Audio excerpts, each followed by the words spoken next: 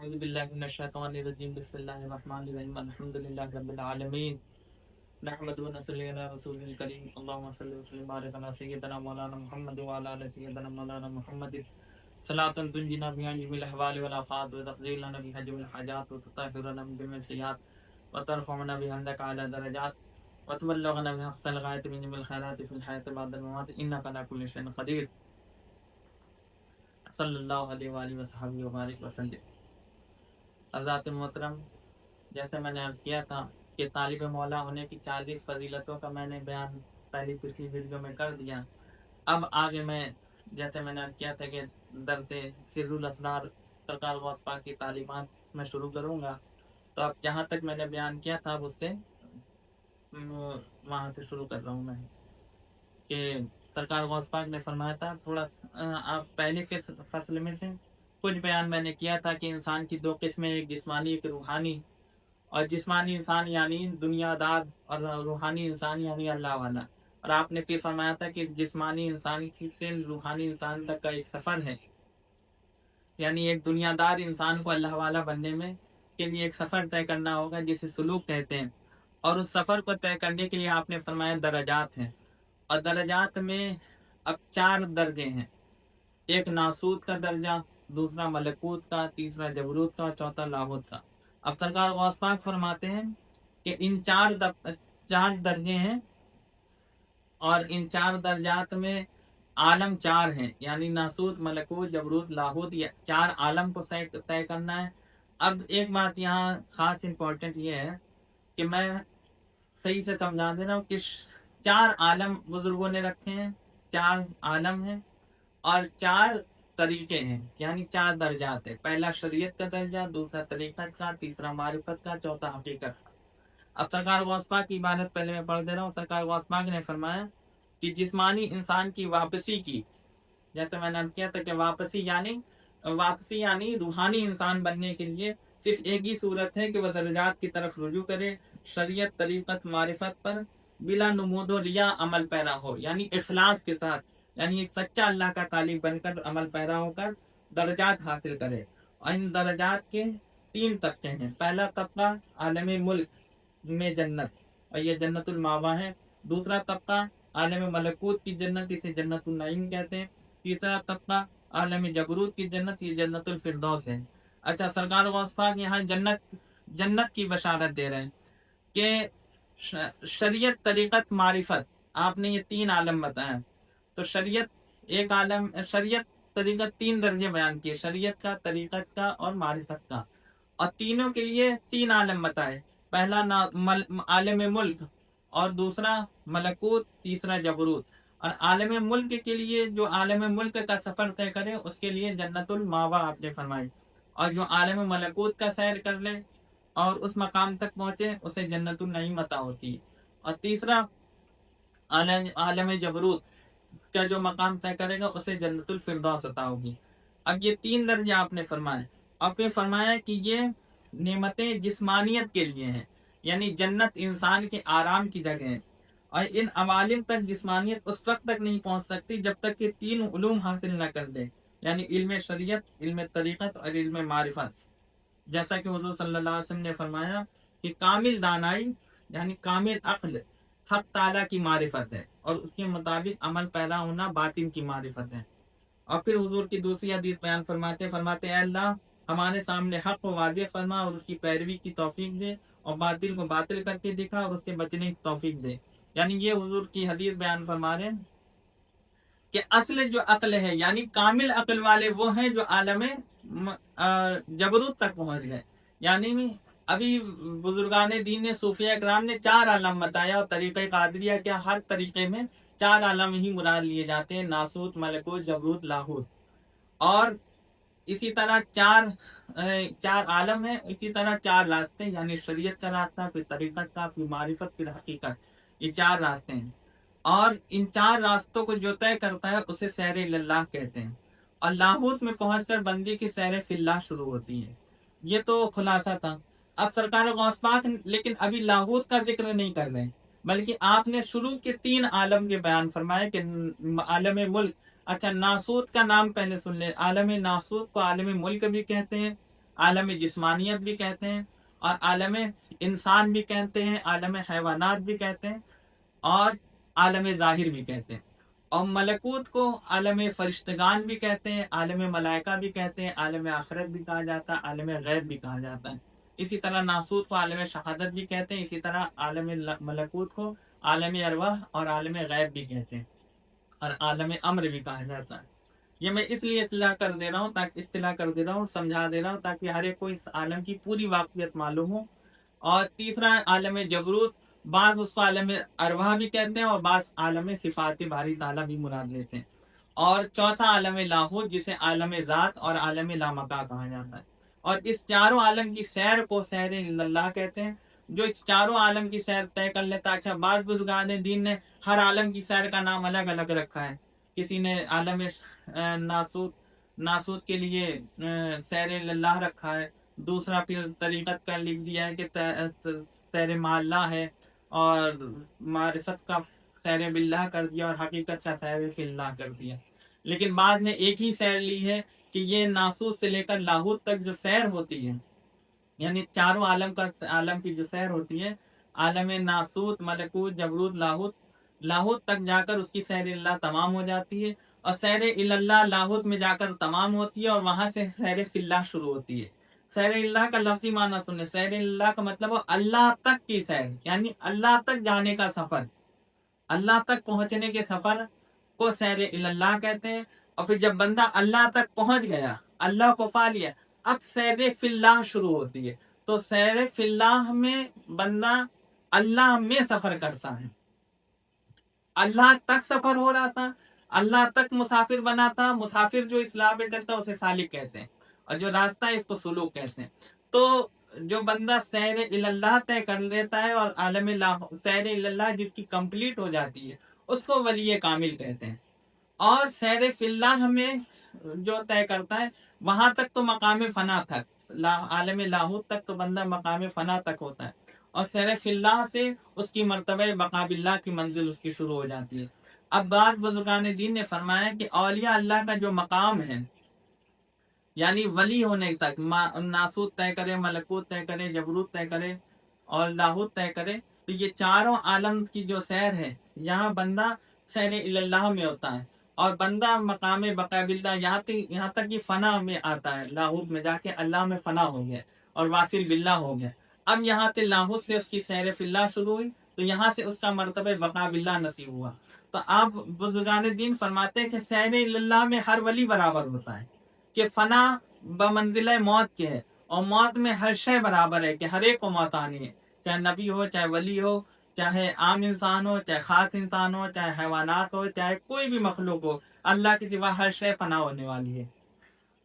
تو لیکن اولیاء اللہ کا بس وہ لمحہ بھر کا ایک الگ ٹاپک ہے کہ اولیاء اللہ کو بس موت آنی ایسی ہے کہ ایک آنی ہی ہوتی ہے، وہ کل نفس ذائقۃ الموت، کہ صرف ایک ذائقہ ہی چکھنا ہوتا ہے اور اس کے بعد پھر نئی اسی طرح زندگی ان کو عطا کر دی جاتی ہے۔ تو سیر اللہ میں بندہ جب اللہ میں فنا ہو جاتا ہے تو وہاں سے سیر فی اللہ شروع ہوتی ہے۔ اب یہاں ایک خاص نقطہ میں سرکار غوث پاک کی شان کا بتا رہا ہوں کہ سرکار غوث پاک رضی اللہ تعالیٰ عنہ کی شان یہ تھی کہ آپ سارے اولیاء کی جب سلوک کا سفر شروع ہوتا ہے تو سیر اللہ سے شروع ہوتا ہے اور سیر فی اللہ پہ ختم ہوتا ہے، لیکن سرکار غوث پاک کی شان یہ تھی کہ آپ کی شروعات ہی سیر فی اللہ سے ہوئی تھی، اس لیے آپ غوث العظم ہوئے اور سارے ولیوں کے بادشاہ ہوئے اور مقام ولایت کی اس انتہا کو پہنچے جس انتہا کو کوئی ولی نہ پہنچ سکا نہ پہنچے گا قیامت تک۔ اس لیے آپ سارے ولیوں کے بادشاہ ہیں، کیونکہ آپ کی ابتدا ہی سیر اللہ سے ہوئی تھی، سیر فی اللہ سے ہوئی تھی، آپ کی ابتدا ہی سیر فی اللہ سے ہوئی تھی، اور تمام اولیاء کی ابتدا سیر اللہ سے شروع کا سیر فی اللہ پہ انتہا ہوتی ہے۔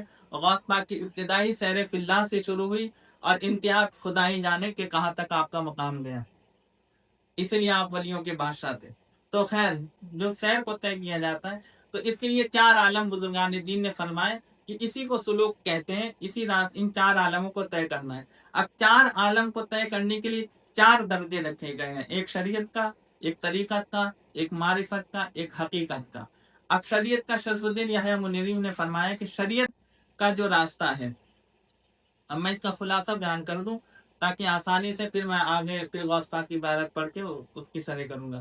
پہلے جو میں نے پڑھی اس کو سمجھ لیں کہ سرکار غوث پاک، کیونکہ یہ مقامات سمجھانا بہت ضروری ہے تاکہ آگے، کیونکہ یہ سرکار غوث پاک کے سلول الاسرار میں نے پڑھی ہے، اس میں آگے چل کے یہ بار بار شریعت اور طریقت و معرفت حقیقت کی باتیں اور پھر عالم جبروت ملکوت لاہوت ہاہوت کے بار بار آپ نے یہ بات سمجھائیں گے. تو اس لیے پہلے سے ہی بنیادی بات سمجھ لے کہ یہ 4 عالم کسے کہتے ہیں اور ان کی 4 درجات کون سے. تو 4 عالم میں نے بتائے: ناسوت، ملکوت، جبروت، لاہوت. اور غوث پاک نے اس پر مزید یہ کہ آپ نے اس کی انعام بتا دیے کہ جو عالم ناسوت کا درجے پر کمال کو پہنچ گیا اسے اللہ تعالیٰ جنت الماوا عطا کرتا ہے. جیسے میں نے 40 انعام بتائے تھے امام غزالی کے قول سے، اسی طرح آپ نے فرمایا کہ جنت الماوا اس کو عطا کی جاتا ہے، اور جب ملکوت کا مقام طے کر لے اسے جنت النعیم اللہ عطا کرتا ہے. اور جبروت، اور تیسرا جو جبروت کا مقام طے کر لے اللہ تعالیٰ اسے جنت الفردوس عطا کرتا ہے. اور جو لاہوت کا مقام طے کر لے اس کو غوث پاک آگے میں پڑھوں گا، غوث پاک دے اس کو فرمائے مقربون کے درجے پر فائز ہوتا ہے، یعنی وہ مقربوں کے درجے پر فائز ہوتا ہے، اور اسے مقربوں کا درجہ جنت میں بھی سارے جنتیں انہیں عطا کی جائے گی، جنت کی ساری نعمتیں، اور جنت میں سب سے اعلیٰ مقام پر اور دیدار الہی کی ان کو عطا کیا جائے گا. اہل مقربون جہاں انبیاء اولیاء تشریف فرما ہوں گے وہ جنت میں اعلیٰ مقام ان کو عطا ہوگا عالم لاہوت والوں کو. تو بزرگان دین نے فرمایا کہ سیر فی اللہ میں ہر ولی پھر مقام بقا میں فرق ہوتا ہے. سیر اللہ تک تو ہر ولی برابر ہوتا ہے، یہ موت کے بعد موت ہر ایک کے لیے برابر ہے، اسی طرح ہر ولی برابر ہوتا ہے سیر اللہ میں. لیکن سیر فی اللہ میں ہر ایک کا درجہ الگ الگ ہے. سیر فی اللہ میں کوئی ابدال بنا، سیر اللہ تک ہی سب ولیوں کی انتہا ہے. یہاں جو بھی پہنچا سیر اللہ، جس کی بھی طے ہو گئی، پوری ہو گئی، وہ ولی کامل ہو گیا. اب ولی تو بن گیا، اب اس کے بعد جو سیر فی اللہ شروع ہوتی ہے تو بزرگان دین فرماتے ہیں اس کی کوئی انتہا نہیں ہے، اور سارے درجات ولایت کے اسی میں ہے.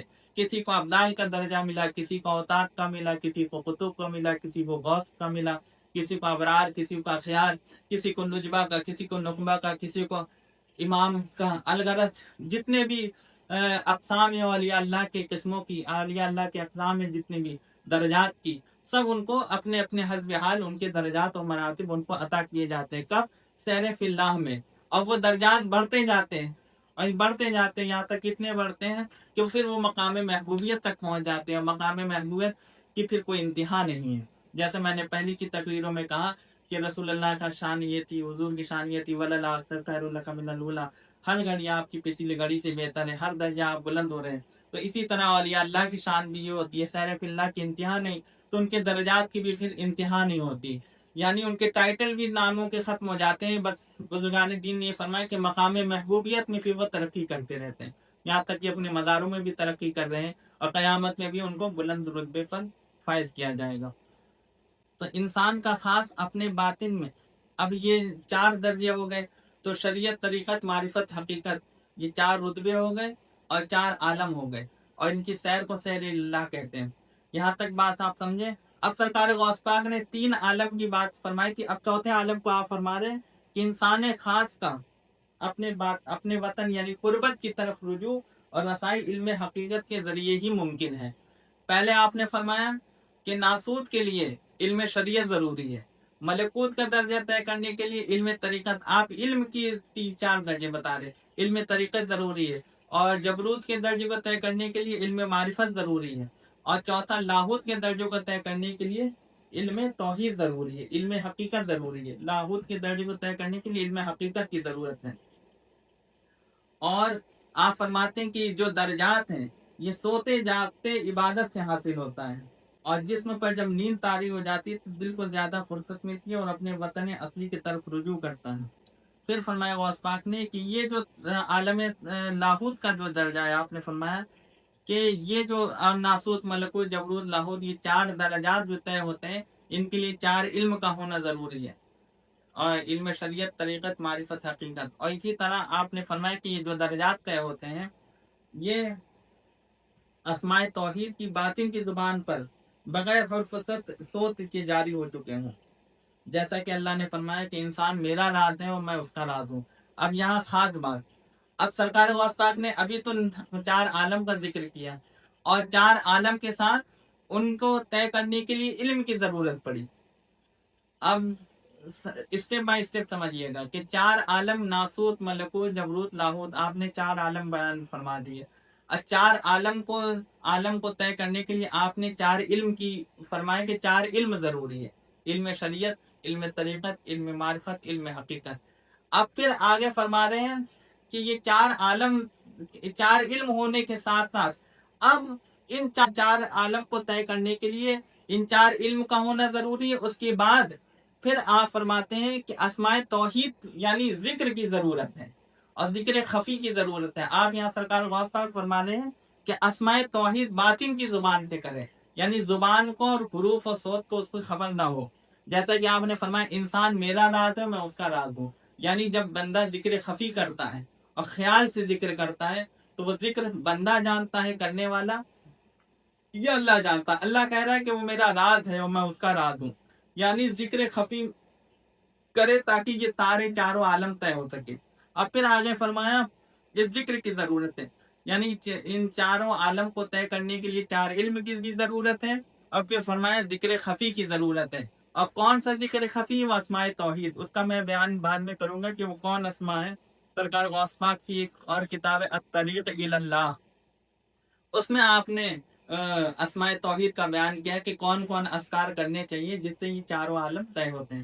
ان کا میں ذکر بعد میں اچھے سے کروں گا، کیونکہ آگے چل کے آپ وہ کھل کر اگلے کئی فصلوں میں آپ نے پھر اس پر بھی کھل کر بیان کیا کہ کون عالم تو طے کرنے کے لیے کون اسماء توحید کی ضرورت ہے۔ تو آپ فرماتے ہیں اسماء توحید کا زبان خفی سے، یعنی زبان سے نہیں بلکہ دل کی زبان سے، یعنی خیال سے ذکر کرنا ہے۔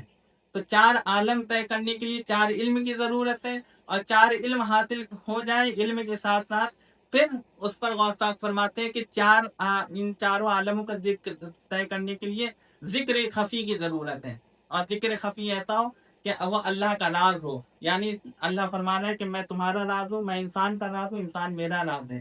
تو آپ فرمائیں اسی طرح بندہ ذکر خفی کرے تاکہ اس کا ذکر اللہ ہی جانے، تاکہ اس کے سارے عالم طے ہو سکیں۔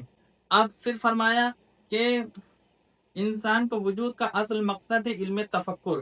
اب یہاں ذکر کا بیان فرمایا کہ ذکر خفی کرے، اور پھر فرمایا چوتھا تفکر کرے، یعنی مراقبہ کرے، فکر کرے۔ اچھا، ذکر خفی بعض بزرگوں نے فرمایا ذکر خفی ہی کو مراقبہ کیا ہے کہ خیال سے ذکر کرے، اور مراقبہ یعنی اسی کے فکر میں رہے۔ اور نبی کریم صلی اللہ علیہ وسلم کی حدیث آپ کوٹ کرتے ہیں، آپ نے فرمایا کہ حضور نے فرمایا کہ ایک پل کا غور و فکر 70 سال کی عبادت سے بہتر ہے، یعنی ایک پل، ایک لمحہ بھی اللہ کے ذکر خفی میں اور مراقبے میں جاتا ہے، اللہ کی فکر پیدا کرتا ہے، تو 70 سال کی عبادت سے بھی بہتر ہوتا ہے۔ اچھا، اور غوث پاک یہاں فرماتے ہیں کہ جب بندہ یہ 4 عالم طے کر لیتا ہے، اور 4 عالم کے لیے 4 علم حاصل کر لیتا ہے، اور 4 علموں کے ساتھ یہ کہتے تھے ہوں گے یہ اسماء توحید کا زبان ذکر خفی سے، اور ساتھ میں ذکر و فکر سے طے ہوں گے۔ اب ذکر و فکر سے یہ بندہ، اب غوث پاک فرماتے ہیں کہ اپنے مقصود محبوب تک رسائی حاصل کرتا ہے، اور عارف اس علم کے نتیجے میں روحانیت کی پرواز کر کے عالم قربت تک پہنچتا ہے، یعنی اس کے سارے 4 عالم، 4 مقامات طے ہو جاتے ہیں ذکر خفی اور مراقبے سے۔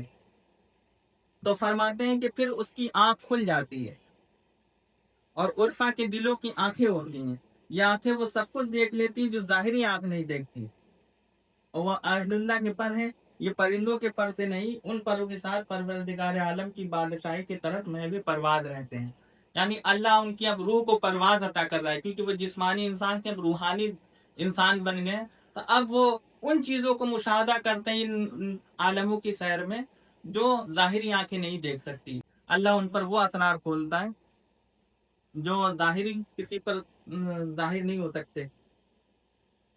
اور پھر فرمایا کہ اب یہاں سرکار غوث پاک نے فرمایا، اب یہاں آخری بات جس پر آپ کی پوری فصل اختتام ہو جائے گی، سرکار غوث پاک فرماتے ہیں کہ باعزید بستامی فرماتے ہیں کہ اولیاء اللہ تعالیٰ کی دلہنیں ہیں، اور دلہنوں کو محروموں کے سوا کوئی نہیں دیکھ سکتا، یعنی اور پھر سرکار غوث پاک حدیث شریف فرماتے ہیں کہ اللہ تعالیٰ نے حدیث قدسی میں فرمایا کہ میرے اولیاء میری قبا کے نیچے، انہیں میری سوا کوئی نہیں جانتا۔ تو سرکار غوث پاک نے فرمایا کہ اولیاء اللہ پوشیدہ ہوتے ہیں۔ اب یہاں تک تو آپ نے 4 عالم بتائے، ان کا انعام جنت بتایا، ان کو طے کرنے کے لیے 4 علم بتایا، پھر ان کے طے کرنے کے لیے 4 ذکر و فکر کی آپ نے بیان فرمایا۔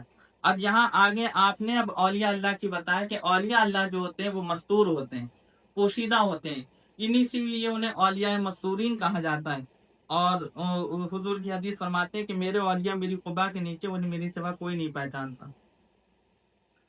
اور پھر فرمایا کہ ولی وہ ہے، اب غوث پاک فرمانے کہ ولی وہ ہے جو اپنے حال میں فنا و مشاہدے حق میں باقی ہو۔ اب جو اس مقامات کو طے کر لیتے ہیں تو پھر وہ اللہ کی ذات میں فنا فی اللہ ہو جاتے ہیں۔ جیسے میں نے بتایا کہ سیر اللہ پہ بندہ فنا فی اللہ ہوتا ہے، اور فنا فی اللہ ہونے کے بعد اب وہ مشاہدے حق میں سیر فی اللہ میں باقی ہو جاتے ہیں، اور اسے اپنی ذات پر کوئی اختیار نہ ہو، اور نہ ہی اسے غیر کے ساتھ کوئی سکون ہوتا ہے۔ دنیا میں ہوتا ہے لیکن باطن میں وہ خدا میں مشغول ہوتا ہے۔ اب فرماتے ہیں کہ ولی وہ ہے جس کی تائید کرامات سے ہو، لیکن یہ مقام اس کی نگاہوں میں فروتر ہے۔ وہ خود افشا کا ارادہ نہ رکھتا ہوں، کیونکہ ربوبیت کے راز کو افشا کرنا کفر ہے۔ یعنی غوث پاک فرماتے کہ ولی وہ ہے جس کی کرامات ظاہر ہو، لیکن یہ من جانب اللہ ہو، خود سے وہ کچھ اپنی کرامات ظاہر نہ کرے بلکہ اپنے حال کو چھپائے۔ اور فرمایا غوث پاک نے کہ کرامات مردان خدا کے لیے بمنزلہ حیض ہے، اور ولی کے لیے 1000 مقامات ہیں۔ پہلا مقام کرامت ہے، جس سے گزر گیا تمام مقامات پانے میں کامیاب ہو گیا۔ تو جو ولی وہ ہوتا ہے جو اپنے حال کو، بزرگان دین نے فرمایا کہ ولی کی شان یہ ہے کہ وہ اپنے آپ کو چھپائے، اسی طرح جس طرح نبی کو فرض ہوتا ہے کہ اپنا مقام ظاہر کرے خلق میں، اسی طرح ولی پر یہ فرض ہوتا ہے کہ وہ اپنے حال اور کرامات کو چھپائے۔ من جانب اللہ اگر کوئی اختیار و کرامات ظاہر ہو جائے تو ظاہر ہو جائے، ورنہ ولی اپنی کرامات کو چھپائے۔ اور فرمایا کہ غوث پاک نے کہ ولی کے 1000 مقامات ہیں، لیکن پہلا مقام ہی اس کا کرامات ہوتا ہے۔ تو اور فرمایا کہ جو کرامات سے اجتناب کر لے، یعنی خود کو روک لے، تو وہ باقی کے سارے مقامات طے کر جاتا ہے۔ اور تو سرکار غوث پاک فرماتے کیونکہ بعض اولیاء کے نزدیک، بعض کے اکثر سبھی اولیاء کے نزدیک کرامات ایک حجاب کے معنی میں، کہ بندہ کرامات میں مشغول ہوگا تو اللہ سے غافل ہوگا۔ اور اس پر میں آگے اور بیان کروں گا کہ ولی کی شان کیا ہوتی ہے۔ تو سرکار کیونکہ ولی جو ہوتا ہے وہ کرامات سے دور بھاگتا ہے، اور اللہ اس بندے کو، ولی کو اپنے ارادے سے بچتا ہے، اور اللہ کے ساتھ باقی رہتا ہے۔ تو من جانب اللہ اگر اس سے کوئی کرامات کا ظہور ہو تو ہوا کرے، اس سے اس کے مقامات میں فرق نہیں آتا، لیکن خود اپنے ارادے سے اگر کرامات کی طرف توجہ کرے گا تو وہ نفس میں مشغول ہوگا، اپنے ارادے میں مشغول ہوگا، جس سے اس کے آگے کے مقامات کو ترقی رک جائے گی۔ تو یہ پہلی فصل تھی جو سرکار غوث پاک کی میں نے بیان کری۔ اب اگلی فصل پر انشاءاللہ اگلے ویڈیو میں گفتگو کروں گا۔ اللہ تعالیٰ کی بارگاہ میں دعا ہے کہ جو کچھ بھی ٹوٹی پھوٹی چند میں نے گفتگو کری، اللہ تبارک تعالیٰ اسے قبول کرے، اور ان کو صحیح طور پہ مجھے اور آپ کو سب کو سمجھنے کی توفیق عطا کرے، اور ان پر عمل کرنے کی توفیق عطا فرمائے۔ غوث پاک کے صدقے ان سارے مقامات کو طے کرنے کی توفیق عطا فرمائے۔ وما علینا الا البلاغ۔ السلام علیکم ورحمۃ اللہ۔